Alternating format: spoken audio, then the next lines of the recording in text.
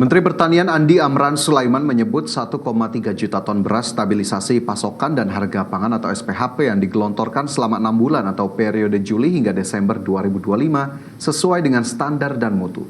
Adapun operasi beras yang disalurkan saat ini merupakan beras medium dengan kemasan 5 kg.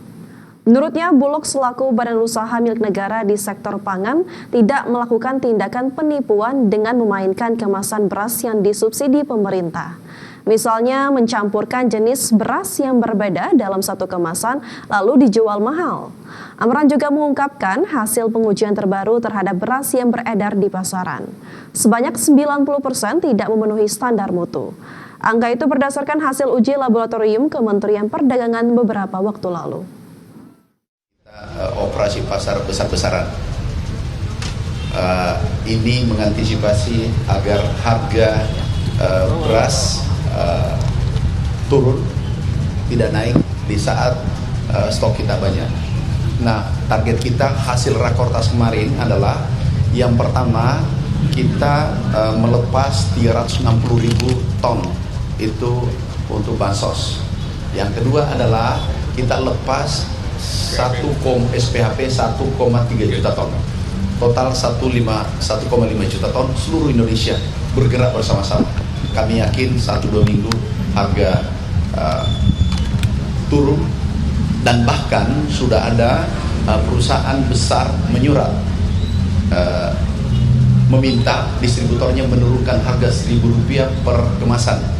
Kami ucapkan terima kasih, tapi kami mohon seluruh Indonesia melakukan hal yang sama agar masyarakat menikmati harga yang baik di saat ya tentunya terkait beras oplosan ini ya Fajar ya, pemerintah juga harus bekerja untuk mengembalikan kepercayaan masyarakat ya, walaupun katanya tidak dioplos dan sebagainya. Tentu saja masyarakat pasti merasa trust issue dong setelah kemarin banyak sekali beras yang beredar di masyarakat itu oplosan ternyata. Dan juga satu lagi, pemerintah juga mungkin perlu mengawasi lebih ketat ya distribusi dan juga rantai pasoknya, jangan sampai di atas tidak dioplos aman tapi rantai pasoknya sudah ada permainan lain nih, begitu ya. Oke, jadi memang ini menjadi satu pelajaran yang sangat berharga begitu ya, bagaimana kemudian Kementerian Pertanian juga bisa menjadi pihak yang memainkan peran luar biasa dalam pengungkapan beras oplosan ini. Dan tadi disebutkan kalau Bulog dipastikan tidak ada melakukan pengoplosan beras ataupun penipuan dengan mencampur berasnya ini. Tentunya kita sayangkan dan kita harapkan tidak kembali terjadi agar kemudian tadi seperti yang disebutkan Vina ya, masyarakat kembali percaya dengan apa yang dibeli dan para penjual, dalam hal ini mungkin produsen ya, yang lebih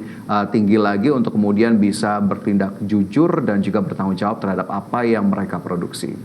Kepala Presidential Communication Office Hasan Nasbi menyampaikan bahwa proyek pembangunan kampung haji di Arab Saudi akan mengacu pada berbagai alternatif skema. Semua alternatif masih dibicarakan.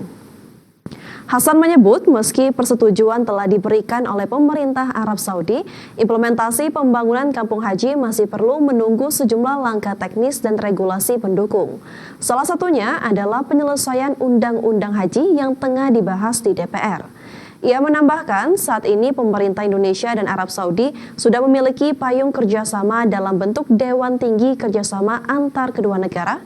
Forum tersebut akan menjadi rujukan utama dalam menentukan pelaksanaan proyek secara teknis di lapangan. Kerjasamanya sudah ada Dewan Tertinggi Kerjasama Pemerintah Indonesia dengan Saudi, yang payung kerjasamanya sudah ada. Mengenai kampung haji sendiri, kita harus juga menunggu beberapa hal. Pertama, ada undang-undang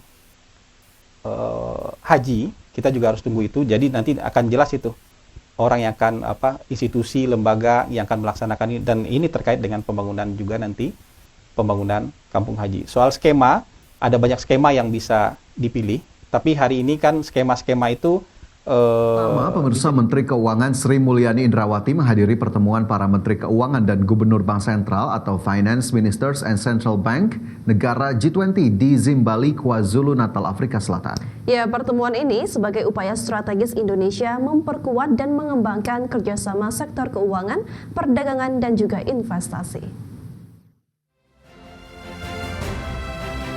Indonesia hadir dalam pertemuan para Menteri Keuangan dan Gubernur Bank Sentral atau Finance Minister and Central Bank atau FNCBG, negara G20 di Zimbabwe, KwaZulu-Natal, Afrika Selatan.